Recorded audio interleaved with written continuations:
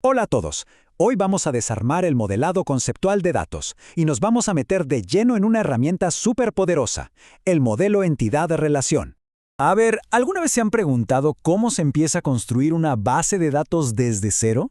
Bueno, todo arranca con una idea clave. Antes de poner un solo ladrillo, cualquier buen arquitecto necesita un plano. En nuestro mundo, el de las bases de datos, ese plano es justamente el modelo conceptual. Para que no nos perdamos, vamos a seguir una especie de mapa. Primero, vamos a ver la idea general, ¿no? Después, vamos a analizar las piezas básicas, cómo se conectan entre sí, qué reglas tienen que seguir, y al final veremos cómo todo esto cobra vida en el diseño final. ¿Listos? ¡Vamos! Arranquemos por el principio. ¿Por qué es tan importante tener este plano? Bueno, este plano tiene un nombre. Es el famoso modelo entidad-relación, o como lo van a escuchar por ahí, el modelo ER. Miren, este modelo no es nuevo, ¿eh? Fue desarrollado por un tal P.P. Chen allá por 1976. Y la genialidad de esto es que nos deja pensar y diseñar la estructura de la base de datos sin preocuparnos por qué software vamos a usar después. O sea, lo importante acá es entender y dibujar la lógica del negocio antes de siquiera pensar en escribir una línea de código. Perfecto. Ahora que sabemos por qué lo hacemos, veamos con qué lo hacemos. Vamos a conocer los componentes básicos, los ladrillos, digamos, con los que vamos a construir nuestro plano. El primer bloque, y el más importante, es la entidad. Para que se entienda fácil, piensen en las entidades como los sustantivos de nuestro sistema. Son las cosas, los objetos principales de los que queremos guardar información. Por ejemplo, un cliente, un producto, una factura, ¿se entiende? Y si las entidades son los sustantivos, bueno, después vienen los atributos, que serían como los adjetivos. Son las características que describen a esas entidades. Por ejemplo, si nuestra entidad es estudiante, sus atributos serían cosas como el nombre, el apellido, su dirección. Básicamente son todos los detalles que nos interesan de esa entidad. Y miren, visualmente se representa así de simple. La entidad, que en este caso es persona, va en un rectángulo. Y de ahí, como si fueran ramificaciones, salen sus atributos, id, nombre, apellido, en óvalos. Es un mapa visual súper intuitivo, la verdad. Ok, ya tenemos nuestras entidades con sus atributos, pero en el mundo real las cosas no están aisladas, interactúan todo el tiempo. Así que necesitamos una forma de representar esas conexiones en nuestro plano. Y para eso, justamente, existen las relaciones. Piensen en ellas como el pegamento, o mejor dicho, como los verbos de nuestro sistema. Si tenemos las entidades estudiante y materia, que son los sustantivos, la relación que las une sería el verbo inscribe. Un estudiante inscribe una materia. Así de simple.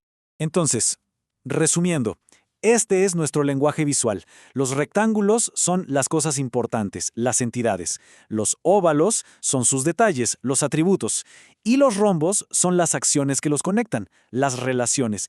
Y lo más loco de todo es que con solo estos tres símbolos podemos dibujar un mapa de la lógica de casi cualquier sistema que se nos ocurra. Ahora bien, estas conexiones, estas relaciones, no se hacen así nomás, no. Siguen reglas muy específicas. Es como si tuviéramos un código de construcción para nuestros datos. Y acá es donde el plano empieza a tomar forma de verdad. Cada conexión que dibujamos tiene que responder a dos preguntas clave. La primera es la modalidad, que básicamente pregunta, ¿esta conexión es obligatoria o es opcional? Piénsenlo así, ¿un cliente puede tener un pedido para estar en mi sistema? ¿Sí o no? Y la segunda pregunta es la cardinalidad, que se fija en el máximo. ¿Un cliente puede tener un pedido o puede tener muchos? Con solo responder a esas dos preguntas, el mínimo y el máximo, definimos toda la lógica de la relación. Y de esas reglas salen tres tipos de conexiones principales. La más, pero más común de todas, es la de uno a muchos. El ejemplo del cliente y los pedidos es perfecto.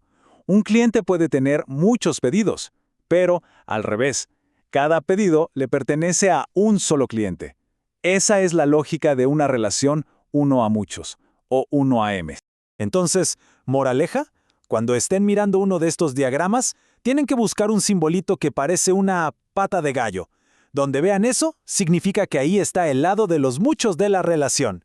Es una pista visual clave para entender todo al toque. Muy bien, ya tenemos entidades, atributos y las reglas de sus relaciones.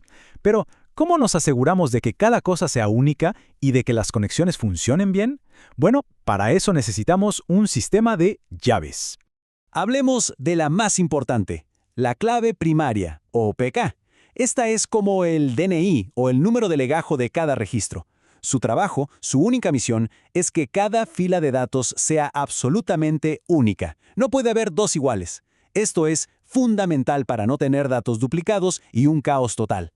Y por eso mismo, una clave primaria nunca, pero nunca puede quedar en blanco. Y después tenemos a su compañera, la clave foránea, o FK. Esta es la que hace la magia de la conexión. ¿Cómo? Es muy simple. Es básicamente una copia de la clave primaria de una tabla que se pone en otra. Por ejemplo, agarramos el ID de un cliente, que es su clave primaria, y lo ponemos en la tabla de pedidos. Listo. Acabamos de crear un puente entre esas dos tablas. Así nos aseguramos de que cada pedido esté sí o sí vinculado a un cliente que existe de verdad.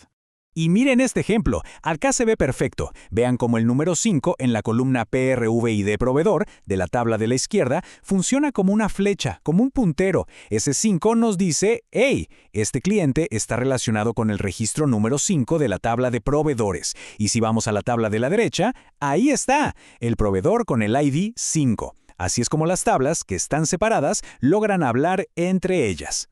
Perfecto, ya tenemos todo el plano armado. Llegó el momento de la verdad, ver cómo este dibujo, este concepto, se transforma en la base de datos real.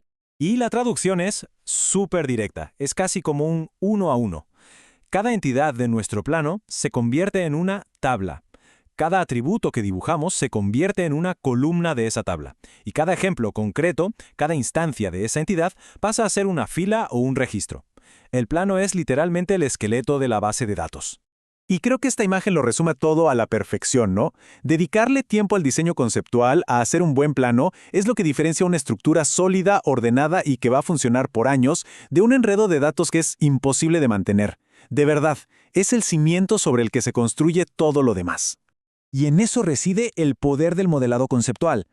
La idea principal, si se tienen que llevar algo de todo esto, es que un buen plano no es un paso más, es el primer y el más importante de todos para construir un sistema de datos que sea robusto y confiable. Así que, ahora que tienen las herramientas, la pregunta que queda flotando es, ¿qué parte del mundo que nos rodea valdría la pena empezar a modelar?